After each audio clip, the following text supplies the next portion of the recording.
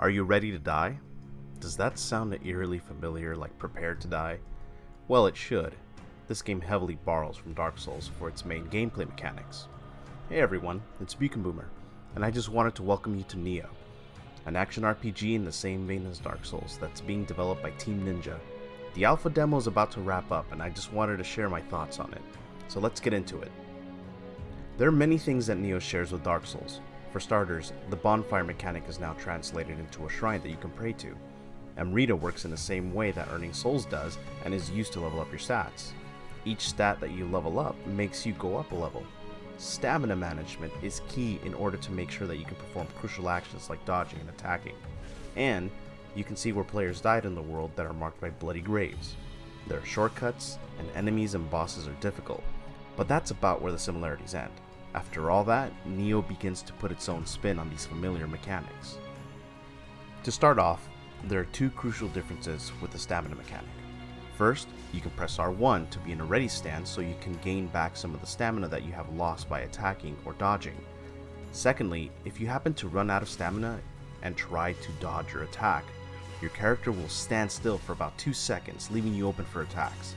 This means that you have to be extra careful when using high stance or heavy weapons that use up more stamina, but more on the stances next. Stance is a new mechanic that allows your character to change fighting styles on the fly by pressing R1 and then the corresponding button to which stance you want to choose. There are 3 stances: high stance, mid stance, and low stance.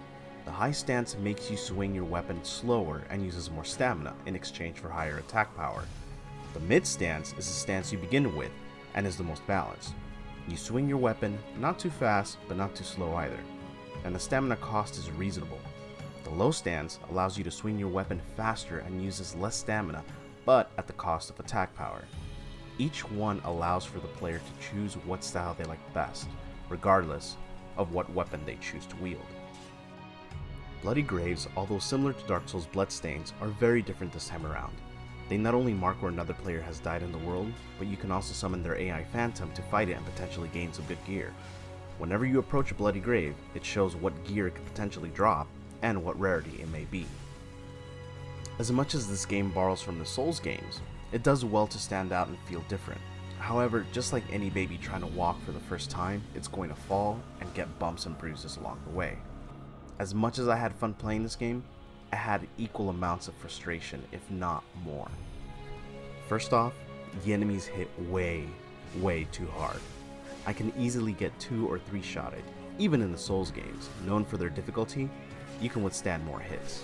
So far, it seems that the developers are focusing on difficulty for the sake of difficulty, rather than being difficult but fair. This is why the Souls games became so popular and why people like me kept returning to the game. It's fairness. Many have said it, and I will say it here.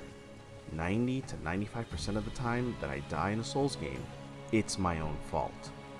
Either my roll timing was off, or I did not block, or I was in over my head when trying to take on more enemies than I should have. Whatever the reason, it's typically my mistake. The same cannot be said of Nioh so far. Most deaths felt cheap. It's enough that one enemy can kill you in 3 hits, but many times throughout a level, you walk into an area and you get chased by 2 or 3 enemies that will chase you throughout the entire level. Unlike the Souls games, after a certain point, enemies stop chasing you so you can at least catch your breath and rethink your strategy. Not so with Nioh.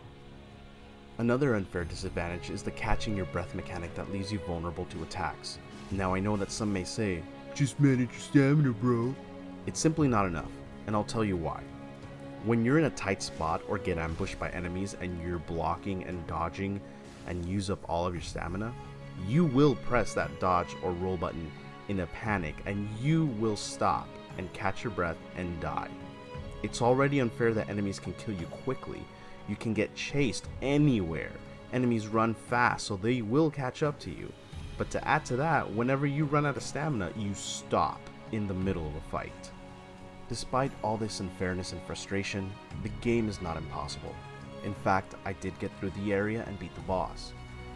Through mostly perseverance, some skill, planning, and a lot of luck, I beat the first area in the game. And yes, that means there are more areas. 2 more, I think. But even though I beat the first area, I did not get that same sense of accomplishment that the Souls games make me feel. Instead, I felt like I just got done doing a tedious chore that was kind of fun, but would rather not do it again. Don't get me wrong, the demo was not bad, and it does have a lot of potential. I really do hope that the game gets better and the developers find a way to tweak out and balance the difficulty and issues. I will remain cautiously hopeful that when the game is finished, it will be more balanced, and that it will succeed in giving me that sense of accomplishment that the Souls games are so good at doing. So there you go. What do you guys think of the demo? Did you enjoy it? Was it too hard? Too easy? What would you like to see changed? Feel free to let me know below. Take care, you guys, and see you in the next one.